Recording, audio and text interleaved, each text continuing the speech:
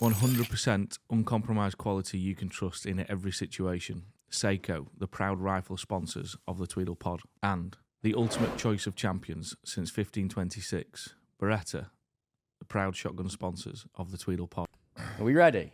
We're ready. Right, it's a bit of a different one today. Sam, what are we doing? I've no idea, Charles. What are we doing? Well, I thought we obviously normally do internal podcasts and just talk shit, quite frankly. But I thought, why don't we interview you, Sam? A lot of the people obviously want to know a bit about your past. Flipping heck, mate. Well, the start of Tweedle and everything else. So I thought, Tried to forget the past. I thought, let's do it. But before we do so, firstly, it's your wife's birthday today. So happy birthday, Evie. Happy birthday, darling. And then, what's happened in the world of Tweedle since the last internal pod? Well, we've announced the Pirazzi High Tech winner, and he actually came to get fitted yesterday. Yeah, great guy. He was a great guy. Yeah, very appreciative. Mm-hmm. I think it's always nice, like, I'm sure he won't mind me saying this, you know, he's an older gentleman. He is. And it's nice to think that those, you know, it's not just the youngsters, the tech-savvy people getting involved in Tweedle, it's everyone. It's the old boys as well, and it's great to see. And, you know, we did a lovely little interview with him, and he said, you know, I'd never, ever be able to afford a Pirazzi, and now I've got one for 20 quid, so it's amazing, really. And he bought a ticket Sunday night, 2 hours before the draw, one ticket. I know. Then we also announced the winner. Those of you that buy multiple tickets, you know, still carry on. Don't. Yeah. And then we announced the winner of a Browning 725 bore. Fun story about this gentleman. Yeah. He can't come and pick it up, sadly, so we're sending it out to him, or to an RFD near him anyway. He actually has this exact same gun in the 12 bore, and the reason why he found Tweedle was because he was looking at the price of what a 20 bore one was.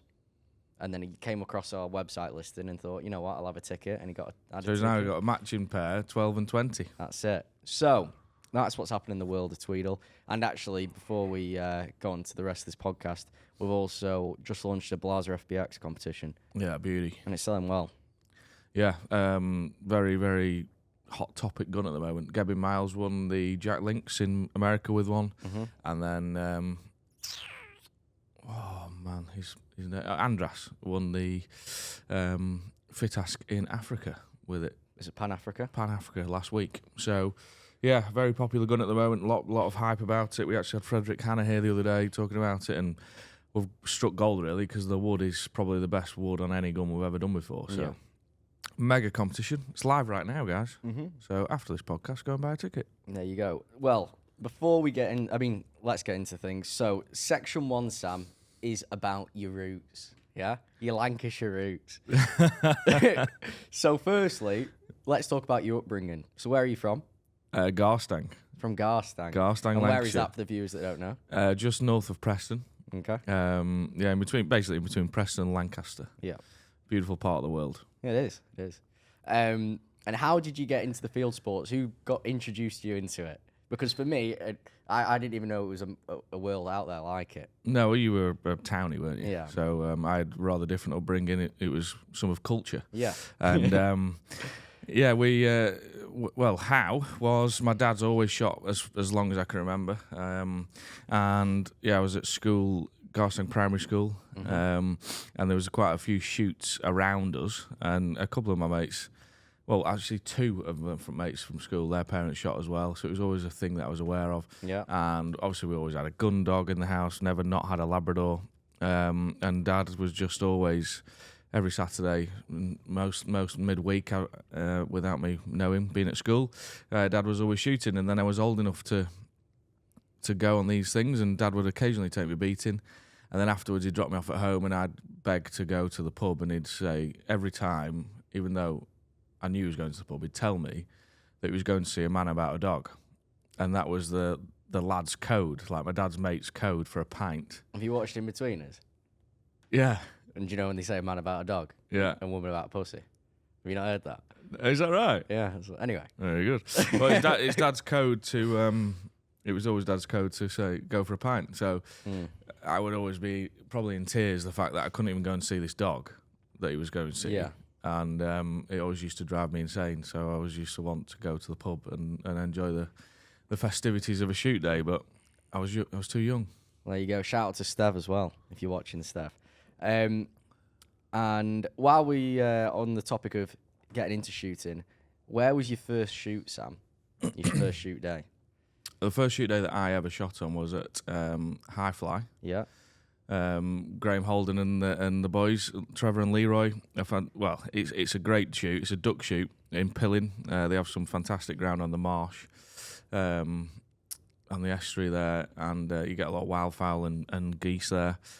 And obviously High Fly are a prolific game dealer. They have been for many, many years. I always remember in late 90s, early 2000s, you had vans, and the vans said the biggest game rearer in Europe, which at the time was factually true.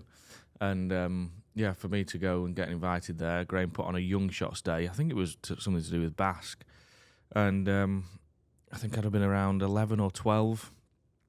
Obviously, I'd been beating beforehand, but this was me actually shooting.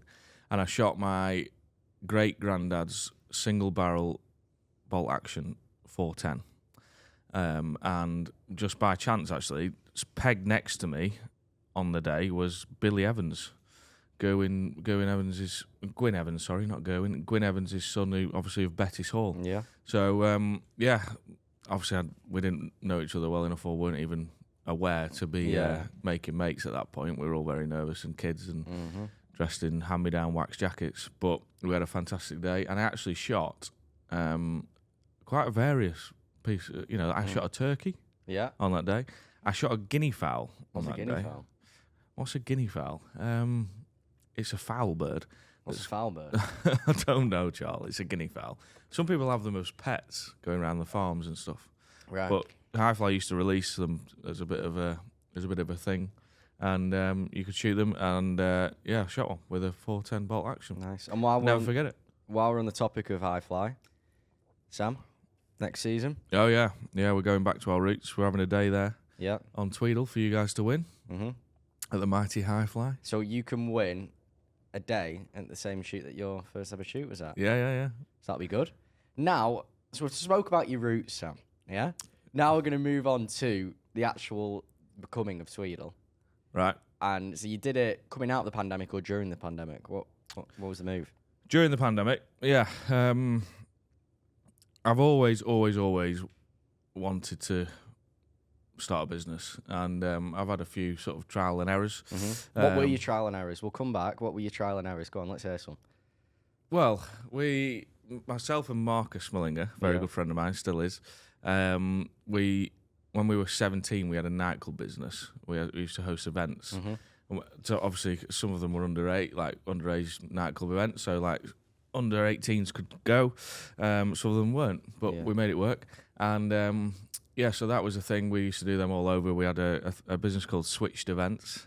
And whenever we came home with $1,000 in cash, we thought we'd hit them. We thought we'd like literally multi-millionaires, and we used to count it on my mum's kitchen island, and be like, fucking hell. And that went really well, to be fair.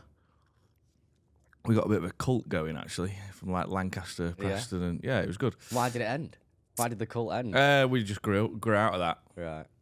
But yeah, that was a big thing. And then Alex Huckabee, another very good friend of mine who I do Young Farmers with, he obviously ruled Blackpool at that time, still does, call him the mayor of Blackpool. Yeah. And we had Thursday nights at Revolution then, Twisted Tiki, what we used to call it. Twisted Tiki, was another nightclub in Manchester we ended up doing. And yeah, that was a good little thing, but obviously I think we just grew out of that, and things moved on. Everyone went to uni and whatever.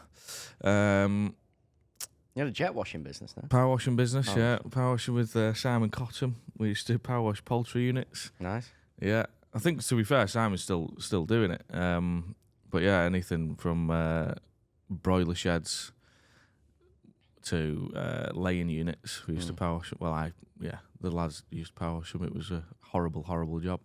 That was a bit of a thing. To be honest, mate, I've had a bit of a go at all sorts. I was an agricultural contractor for many years. I milked cows for many years. I've worked for my dad selling cars for a couple of years. I've dabbled. Do you know what I mean? I've been in and out of the scenes. That's probably good because you pick up skills from every... Yeah, it's given me a rounded experience on life. Well, there you go. So, going back to Tweedle, so you started it coming out of the pandemic, did you say? Or during? No, it was during 2020. 2020? Well, 2019 I started working on it. In 2020 we launched it. And obviously, I think competition businesses were the business model to do at the time, potential. Maybe not to do, but you saw people doing well. Yeah, I think it's fair to say there's a chap who lives near you, Alex Beckett, who owns Elite Competitions. Alex has done a ridiculously phenomenal job. He launched a lot sooner. I think probably not that too much sooner, to be fair. Probably 2017, 2018. He was the first one I know that ever did it. And he's now grown that to a phenomenal size. And with competition companies, you can see how many tickets are allocated and how much a ticket is. So if you've got a calculator, you can work out how much they're making. And in COVID, they were absolutely romping on, and I kept an eye on it. I was like flipping it, like. And I'd had the idea before because shooting is ridiculously expensive. Like some of the guns that we do can be. It's not always ridiculously expensive, but like some of the guns that we offer to raffle, some of the game days, like 10,000 cartridges, say, it's a lot of money. So with that respect to shooting, that is a barrier to entry. Yeah. And I've always wanted to, like, I only ever shot really round home as a kid. Never been to Wales, never been to Brigham, never Water Priory, any of those things. Like, they were all a pipe dream. Just used to watch Dave Carey's videos and pray. So I thought if we could make that a thing where people could win the chance, then it could be a thing. And I told a couple of people around home, and they were like, I don't really get that. And I still remember exactly who these people were, by the way. And can I just say, I know it's easy for me to say now, everything's played out, but I feel like you'd have to be really unintelligent to say that. Yeah. Because to me, it seems like a no-brainer. I think the business model's there. You're niching down into an industry that's expensive to take part in. Yeah. So it just makes absolute sense. No one else is doing it.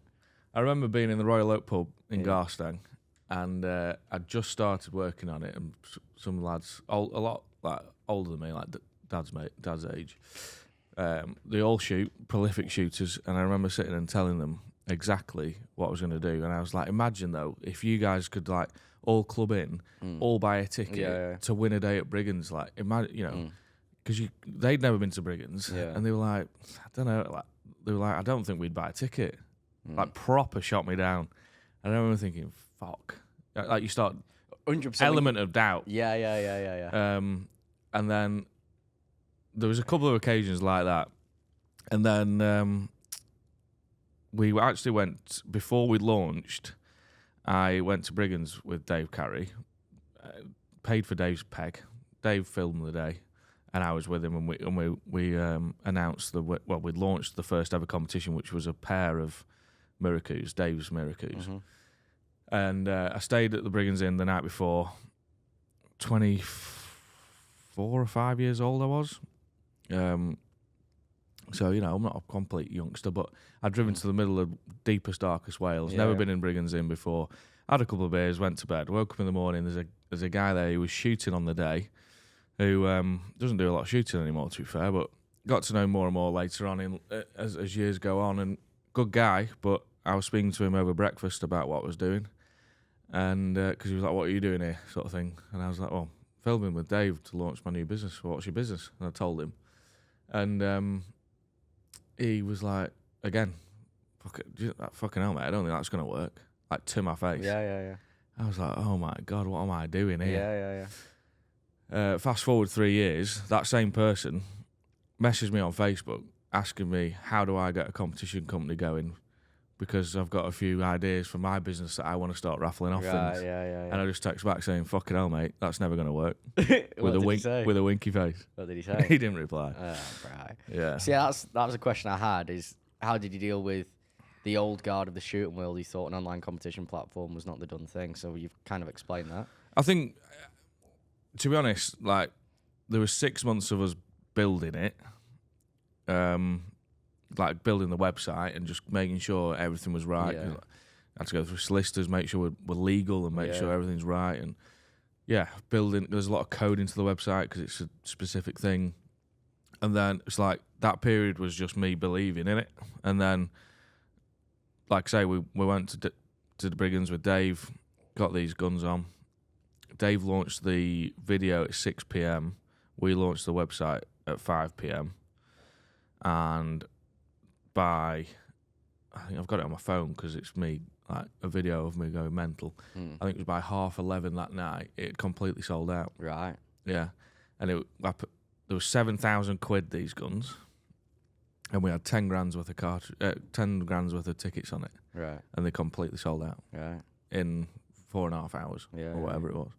So at that point on, I never really thought Look back. Yeah, like we were onto a winner. Yeah, I get that. The name, why Tweedle? I launched Tweedle with a business partner, Dan Collinson, and in COVID spent a lot of time at his house figuring out how we're going to get it off the ground, and the first thing was a name. Like the brand was so important. Tweedle I wrote down 1 million words to do with shooting. Tweed was one of them because everyone wears tweed when you're game shooting, and I didn't want it to be like field sports competitions, say, because then It's not a brand. Yeah, you're restricted to field sports competitions. So Tweedle can now go into anything. It looks good on clothing. It looks good as a podcast. It looks good, whatever else. Like field sports competition podcast would sound absolutely shite. Yeah. And there was a company that set up called Field Sports Competitions. Take note, lads. No, to be fair, good guys. And yeah, that was why, really. There was the L on the end makes it sound a bit tricky and trendy. Well, it's catchy, isn't it? Yeah, it's just catchy. And was there a runner-up name that we'd laugh at now? not off the top of my head, I've got... You said you got a piece of paper still, right? I've got pucker pads, yeah. I'm a pucker pad man. I was in that day. And every single one, I've got 6 pucker pads that I filled up from the day I started Tweedle, and they're all in my house. Right. And there'll be a list of names that we wrote down. Yeah. I'll have to root it out for you. Now, the first big prize, the moment you put, say, a high-value shotgun on the website, and you're thinking, or even a card, you're thinking, oh, fuck. Do you know what I mean? 'Cause you have to lay out quite a bit of capital for it. Yeah. What's that first competition? My dad and my uncle are car dealers, yeah. And my dad sort of looked after the workshop. My uncle looked after the sales. My uncle had a Keswick Green Defender 90 coming to the showroom, and it had, I think it was 900 miles or something on it. Yeah, 11 plate, 900 miles That's on it. That's absurd, isn't it? Yeah, like a proper diamond. It was immaculate, this car. Be able to find you a picture, you can pop it up. Yeah. And it was the customer wanted 40 grand returning for it. So I initially wanted to do a deal with them where I'd raffle it and then pay for the car, and the customer didn't understand it at all, which is fair enough. So it was within the first year, like late the first year, we'd only just started building up cash flow really, and I had to go out and buy this 40 grand car. And I remember it ended up sitting on the website for nearly 2 months, and I was just hammering it every day, like buy a ticket, buy a ticket. And we literally just broke even on that car. Yeah. Yeah. It's one of them, like, I know obviously you broke even, but it's good for your marketing, good for your brand. Yeah, and it was the first one to do it, like the first car to Yeah. transition from guns and cartridges. So it was like we had to do it at some point. Yeah. But yeah, I remember shitting my pants on that one. Right. There's been a few squeaky bum times. I've lost out on a couple.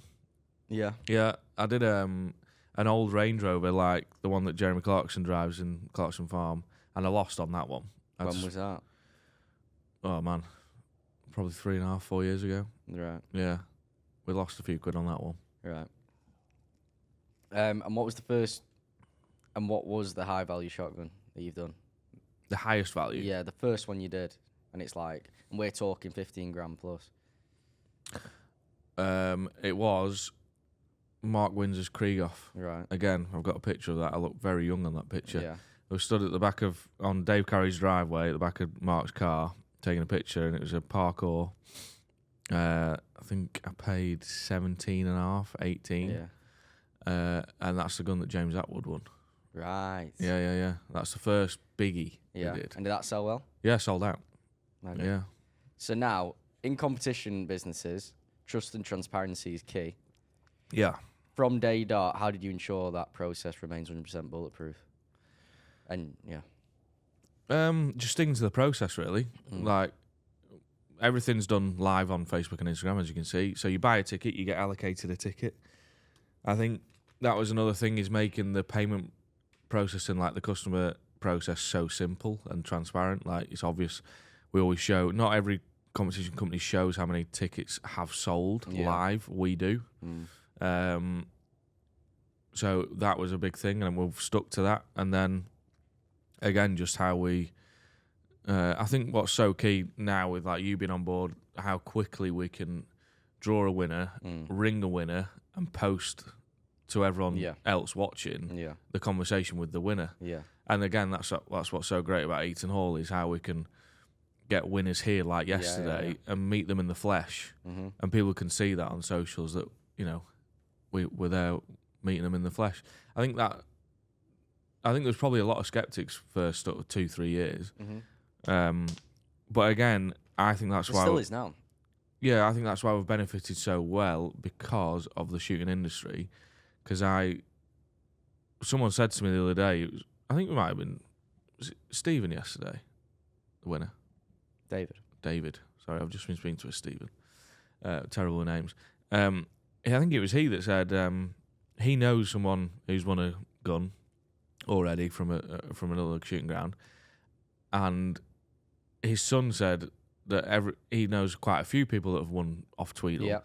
And I honestly, I might be completely wrong now, but the amount of winners we have made, I think it'd be hard now in the shooting. If you're in the shooting industry, not to know someone that's won a Tweedle. Yeah, it's true. A competition. And I think that's what's really, really helped us, because we are such a small industry in that regard that you can't, you know, everyone talks and you can't not know someone. Word travels fast. Yeah. And I'd agree. So, like, even with the SL2 winner, who was from France, he knew the Krieghoff winner, who was from Belgium.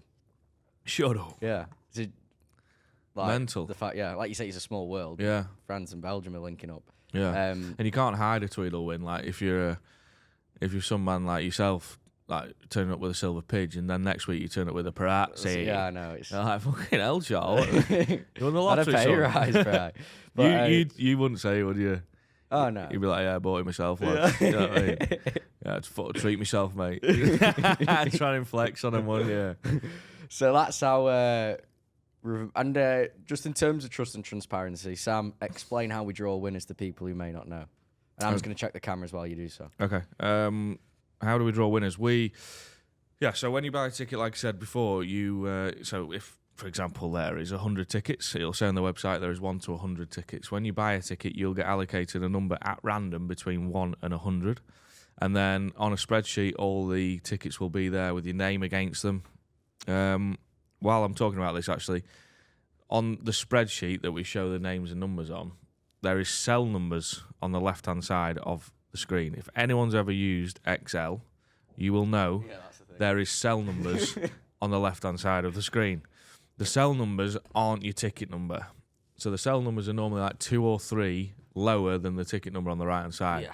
That's purely because of Excel and how Excel works. Yeah. We've had quite a few people confused lately. So please just be wary of that when you're watching the draw and thinking you've won when you've not. So, and then we'll scroll through all the names and numbers and the competition that we're drawing. You'll see your name and number in the draw that matches up with the email confirmation you've had to say which ticket you've bought. And then we'll go into Google Random Number Generator. We'll put 1 to 100, press the green button, blue button, shout pull, and then a random number shows up, and that is the winning ticket number. If that winning ticket number that Google shows hasn't been bought, we would then redo the draw until we find a number that has been purchased. There you go. And I don't think you can get any more transparent than that. And there's still people to this day. I had a chat back home who bought a ticket for the Parazzi, and he messaged me on Facebook. Excuse me, let me just read it out. I've not even replied yet, to be fair. Back home, you say? Yeah. But I, Sam, got to be in it to win it, as they say. I'm liking the Parazzi odds. Got a couple of tickets, and there's a couple of grand in it for you if I get pulled out tonight, lol. I'm like, that's not how this shit works, yeah.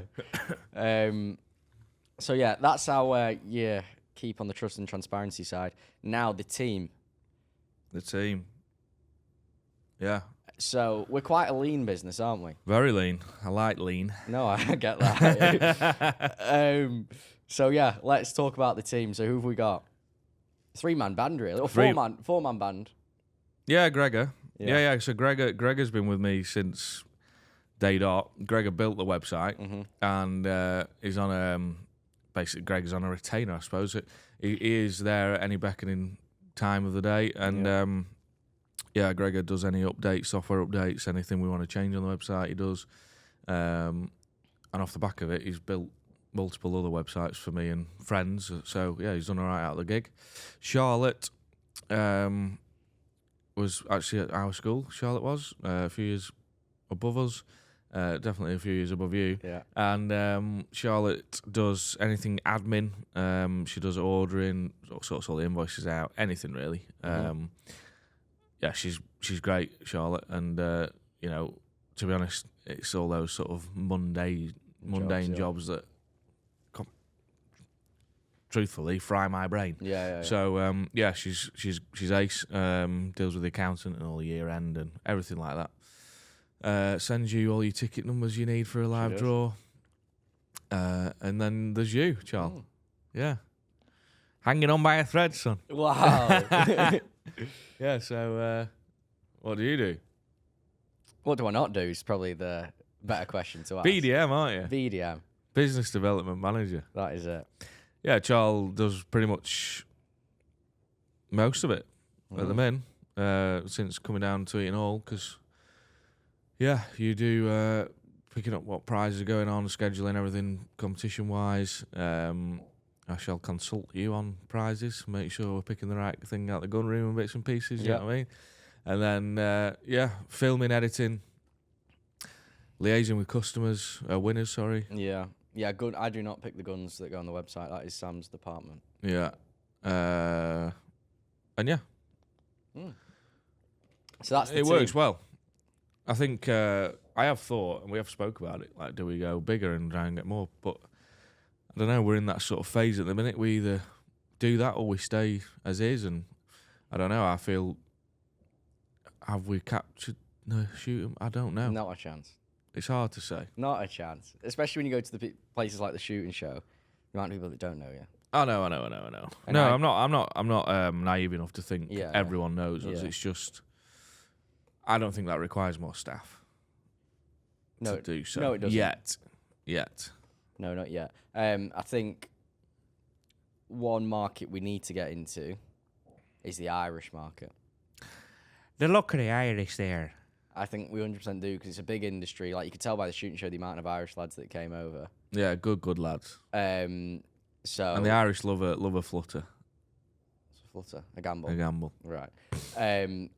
So yeah, I think there was an Irish show that we should do apparently. Oh, really? Apparently so, but yeah, I think we should try and get into more Ireland. Find out what that is. That'll be a good trip. That. Yeah. No, Matt did give me it, so I will text him about that. But yeah, now I've just got some quick fire questions. Best investment you've made under 500 quid? The best investment I've made under 500 I already quid? know what that answer would be. In regards to what? Business. Your website. Yeah. Fucking is, isn't it? Yeah, fucking right. Yeah. Yeah. Cheap website. That. Absolute steal. I hope Gregor don't watch this. If you had to start Tweedle again tomorrow with only £1,000, what's the first thing you'd buy? A website. Yeah. Yeah. A website. Yeah. And no, you couldn't do it actually. You couldn't do it properly, but you give it a good go. What's that? Setting it up for £1,000. Yeah. You could. I reckon you could. Yeah. It cost me $20,000 to get it off the ground originally on everything that we did. Right. Like solicitors, accountants, the whole shaboodle. We were $20,000 in before we'd even launched a comp. I've got a question. Yeah. With everything now, looking back, you probably wouldn't need to fork out $20,000, would you? Knowing what I know now. Yeah, no. that's what I mean. Yeah. But I couldn't afford it to not be right. No, I get that. Because it was going to go to the masses. Like, yeah. if it had flopped, Yeah. Do you know what I mean? Yeah. It had to be right. The biggest mistake most people make when starting a business.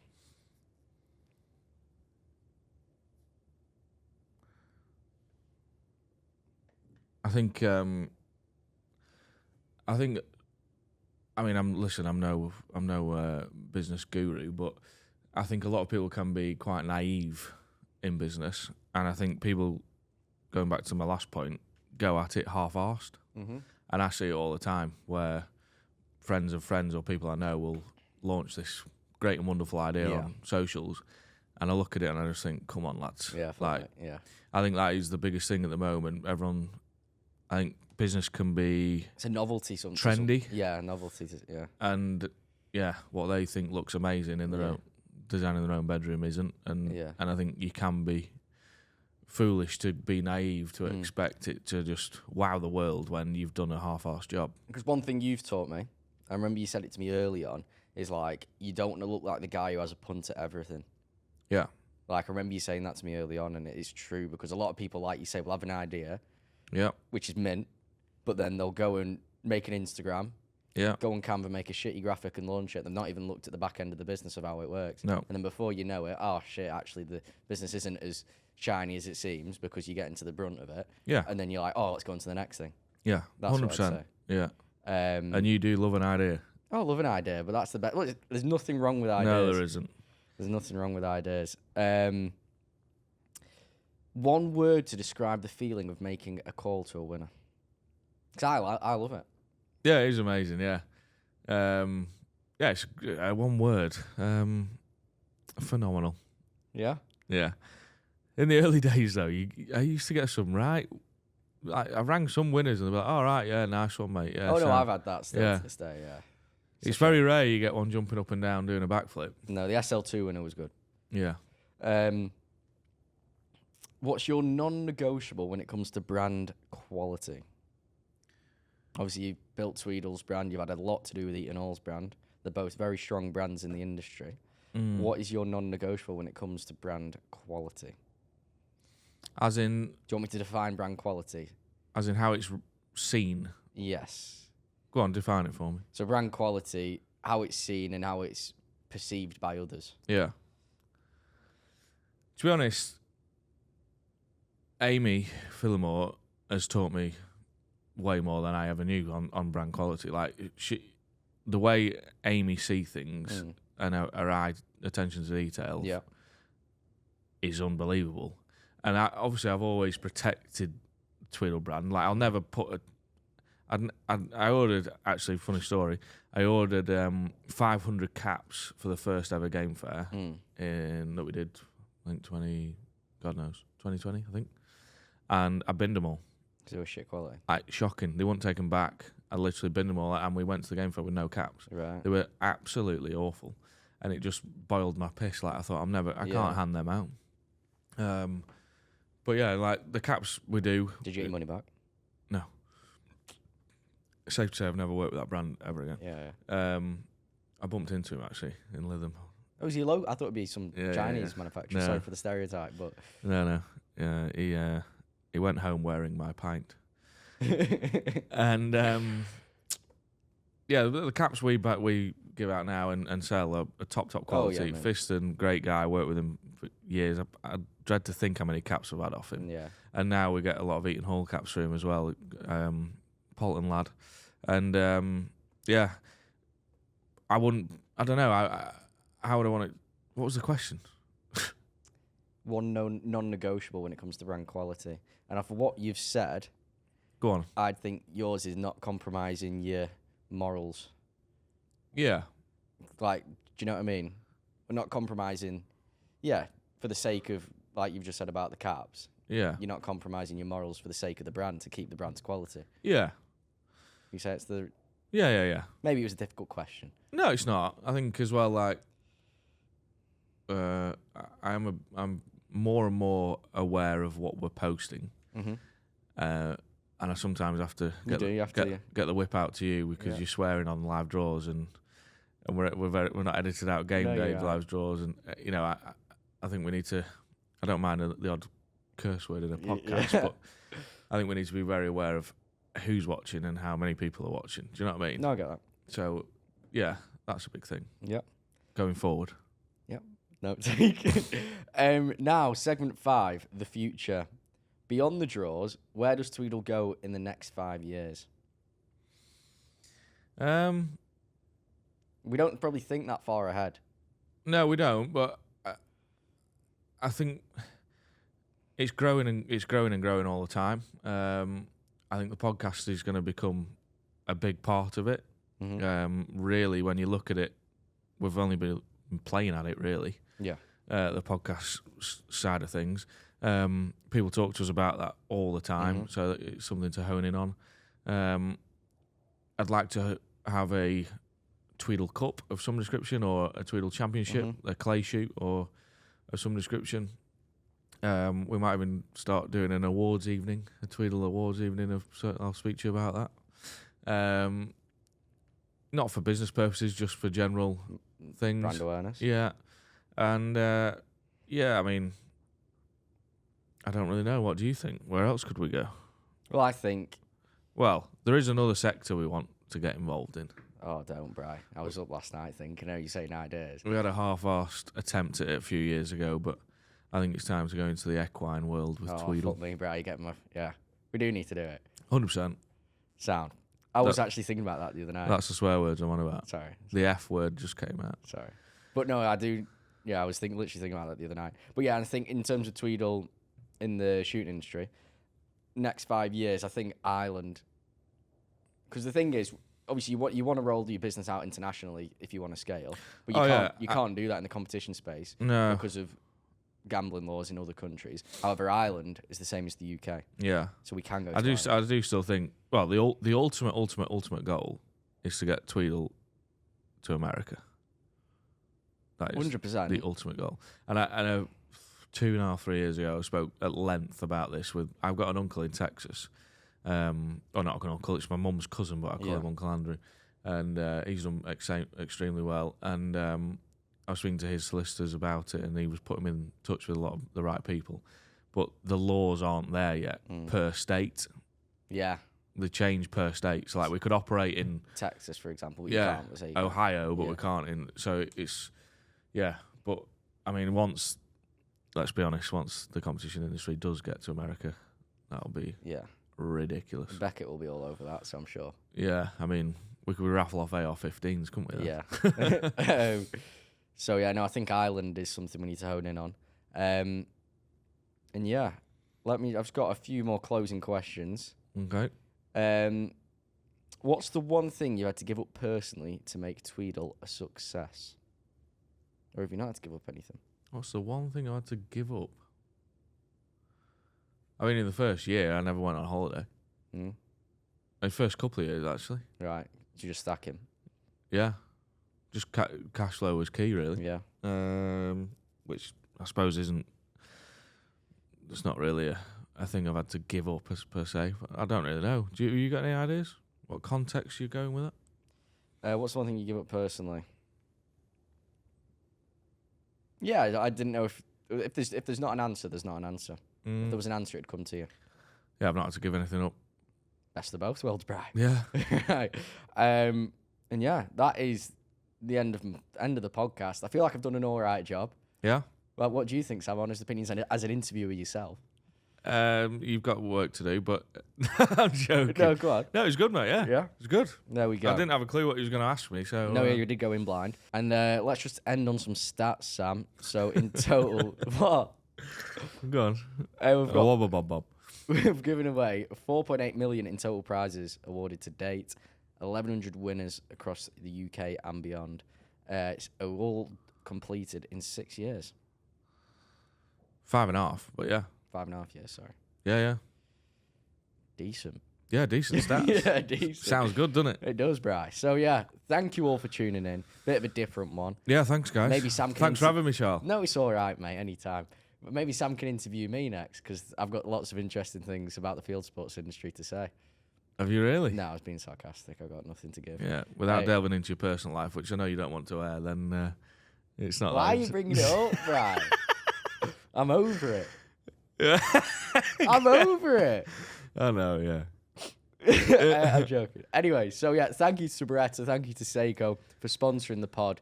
Is there a new sponsor coming soon? Oh, dunno put pressure on it, Bri. Oh, what is it? It's looking good. It's looking good, Bri. It's looking good. We're waiting to hear. So, yeah. Thank you all for tuning in. We'll see you in the next one. Thanks, everyone. Cheers.